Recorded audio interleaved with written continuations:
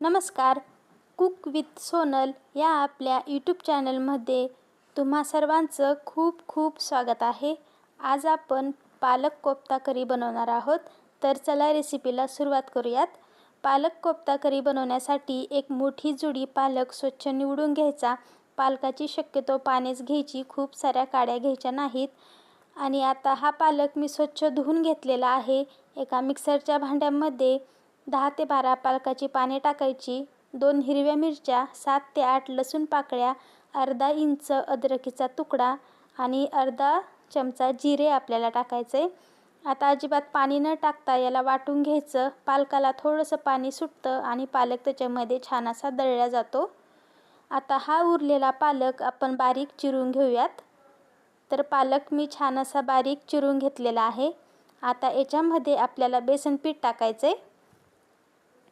एक मोठी वाटी भरून बेसन पीठ घेतलेलं आहे आणि सुरुवातीला आपण अर्ध बेसन पीठ टाकून घेऊयात.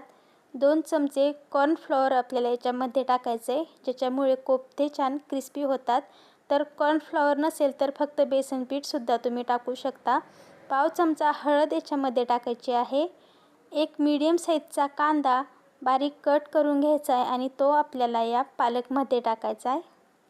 आता अर्धा चमचा मीठ टाकायचं आहे किंवा तुम्ही चवीनुसार सुद्धा टाकू शकता. पालक मुळात थोडा खारट असतो, तर मीठ जरा प्रमाणातच आपल्याला टाकायचं आहे. आता आपण पालकचं जे वाटण बनवून घेतलं होतं ते याच्यामध्ये टाकूयात. आणि आता आपल्याला हे व्यवस्थित मळून घ्यायचं आहे. अजिबात पाण्याचा वापर न करता आपल्याला हे पीठ भिजवून घ्यायचं आहे. पीठ जर लागत असेल तर वरतून आपण याच्यामध्ये थोडं थोडं बेसन पीठ टाकून घेऊयात आणि याचं पीठ आपण मळून घेऊयात. मीठ टाकल्यामुळे पालकाला पाणी सुटतं आणि पीठ थोडंसं पातळसर होतं. तर याच्यामध्ये लागल तसं मी बेसन पीठसुद्धा टाकून घेत आहे. याचे कोफ्ते वळायला हवेत इतपत आपल्याला याच्यामध्ये पीठ टाकायचं आहे.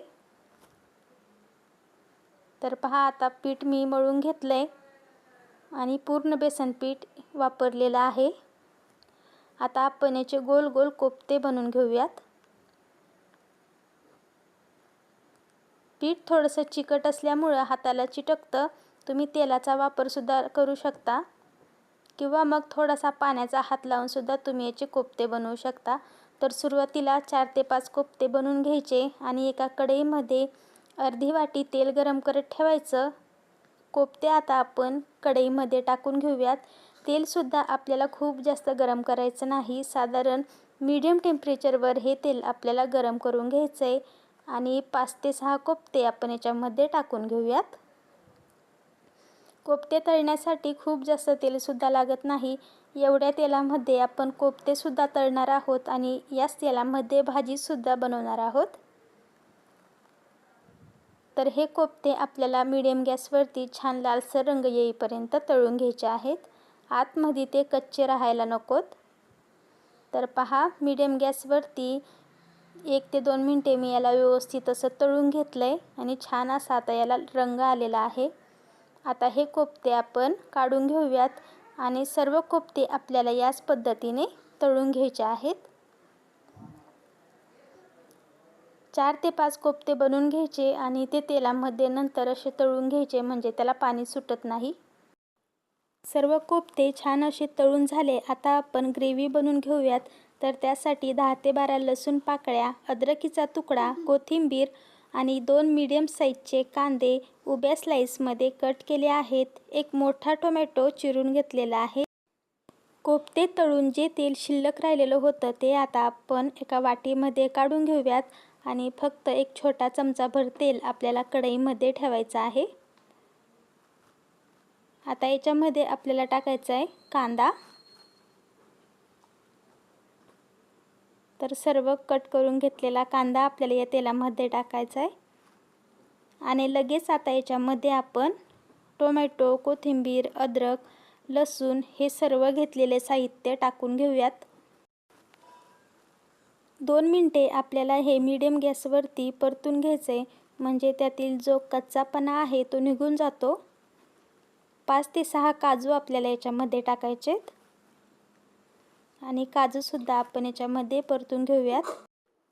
आता आपण व्यवस्थित असं हे सर्व मिक्स करून घेऊयात आणि चांगलं टोमॅटो कांदा शिजेपर्यंत आपल्याला हे परतून घ्यायचं आहे। तर थोड्या वेळानंतर लगेचच टोमॅटोवरील जे साल असतं ते बाजूला व्हायला लागतं आणि छान असा यातील कांदा टोमॅटो शिजला जातो। तर पहा, या पद्धतीने आपल्याला हे बनवून घ्यायचं आहे। आता गॅस बंद करून थोडा वेळ थंड करून घ्यायचा आहे कांदा टोमॅटो। दुसऱ्या गॅसवरती आपल्याला एक कढई ठेवायची आहे आणि त्याच्यामध्ये जे आपण कोफ्ते तळून शिल्लक राहिलेलं तेल ठेवलं होतं ते आपण कढईमध्ये टाकून घेतलेलं आहे। आता तेल गरम होतंय तोपर्यंत आपण कांदा आणि टोमॅटो दळून घेऊयात। अर्धी वाटी पाणी टाकून हे असं आपल्याला दळून घ्यायचं आहे। चांगली बारीक पेस्ट याची बनवायची आहे।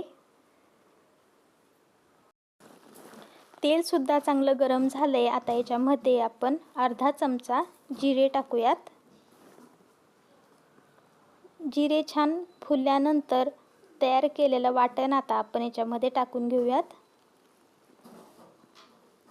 तर मी टोमॅटो आणि कांद्याचं वाटण याच्यामध्ये टाकून घेत आहे। वाटण जेव्हा आपण वाटून घेतो तेव्हा त्याच्यामध्ये खूप जास्त पाणीसुद्धा टाकायचं नाही, नाहीतर वाटण पटकन परतवल्या जात नाही आणि शिंतोडेसुद्धा अंगावरती येतात। तर कमीत कमी पाण्यामध्ये चांगली याची बारीक पेस्ट आपल्याला बनवून घ्यायची आहे, म्हणजे ग्रेव्हीसुद्धा छान होते। मीडियम गॅसवरती हे वाटण आपल्याला व्यवस्थित असं परतून घ्यायचं आहे। वाटण थोडंसं अर्धा मिनिटे परतून घेतल्यानंतर आता आपण याच्यामध्ये मसाले टाकून घेऊयात। तर 1 चमचाभर लाल तिखट मी याच्यामध्ये टाकलेला आहे। तिखट तुम्ही आवडीनुसार सुद्धा कमी जास्त करू शकता।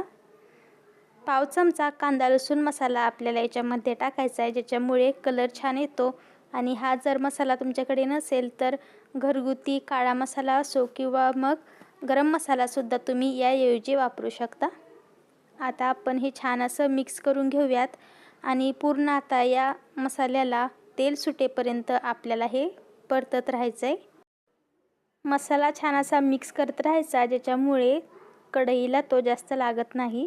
तर पहा, आता याचा कलरसुद्धा चेंज झालेला आहे आणि छान असं याला आता तेल सुटलेलं आहे। तर या पद्धतीने आता आपला हा मसाला बनवून तयार झालेला आहे। थोडासा बारीक चिरलेला पालक आपण याच्यामध्ये टाकूयात, म्हणजे अधूनमधून दाताखाली छान लागतो आणि भाजीमध्ये दिसतो सुद्धा छान। आता पालक आपण या वाटणामध्ये थोडासा मिक्स करून घेऊ। तर पहा, मस्त असं या वाटणाला तेल सुटलेलं आहे। वाटण परतत असताना गडबड करायची नाही। जर आपण लवकर वाटणामध्ये पाणी टाकलं तर ग्रेव्ही चांगली होत नाही, त्याच्यावरती तरी येत नाही आणि भाजीसुद्धा खायला चवदार लागत नाही। तर पहा, मी याला छान असं तेल सुटेपर्यंत आता परतून घेतलेलं आहे। आता याच्यामध्ये आपल्याला 1 ग्लासभर पाणी टाकायचं आहे। तर मिक्सरच्या भांड्यामध्ये थोडासा मसाला शिल्लक राहिला होता, तर मिक्सरच्या भांड्यामध्येच 1 ग्लास पाणी टाकून मी भाजीमध्ये ते पाणी टाकून घेतलेलं आहे। आता चांगला आपण याला मिक्स करून घेऊयात। चवीनुसार मीठ टाकायचं आहे। कोफ्त्यामध्ये सुद्धा मीठ आहे, तर मीठ थोडं प्रमाणातच टाकायचं आहे। आता छान असं आपण हे सर्व मिक्स करून घ्यायचं आहे आणि मोठ्या गॅसवरती उकळी आणून घ्यायची आहे। तर पहा, याला सुरुवातीला काहीच तरी दिसत नाही, पण जशी भाजी शिजेल तशी याच्यावरती छान अशी तरी येते। तर आता भाजी उकळली की गॅस बारीक करायचा आणि तयार केलेले कोफ्ते आपण या ग्रेव्हीमध्ये टाकून घेऊयात। तर सर्व बाजूने एक एक कोफ्ता आपण असा टाकून घ्यायचा आहे। बारीक गॅसवरती 5 मिनिटे ही भाजी आपल्याला व्यवस्थित अशी शिजून घ्यायची आहे। अर्धवट झाकण ठेवून ही भाजी मी आता 5 मिनिटे शिजून घेणार आहे। तर थोडीशी याला अशी मिक्स करून घ्यायची। नेहमीची तीच गरगटा पालकची भाजी खाऊन आपल्याला कंटाळा येतो, तर थोडीशी वेगळ्या पद्धतीने केली म्हणजे सर्वच आवडीने खातात। तर ही पालक कोफ्ता करी बनवायला सुद्धा सोपी आहे आणि खायला सुद्धा छान लागते। तर 5 मिनिटांमध्ये मस्त अशी ही भाजी आता शिजून तयार झालेली आहे आणि छान अशी ग्रेव्ही पण झालेली आहे। आता आपण प्लेटिंग करून घेऊयात। तर ही पालक कोफ्ता करी तुम्ही पोळीसोबत, भातासोबत किंवा तंदूर नान कशासोबतही खाऊ शकता. मस्त अशी लागते आणि दिसते सुद्धा सुंदर. तुम्हाला ही रेसिपी आवडली असेल तर लाईक करा, शेअर करा आणि चॅनलवर जर नवीन असाल तर सबस्क्राईब करायला विसरू नका. पुन्हा भेटणार आहोत अशाच साध्या, सोप्या आणि चमचमीत रेसिपींसोबत. तोपर्यंत बाय बाय.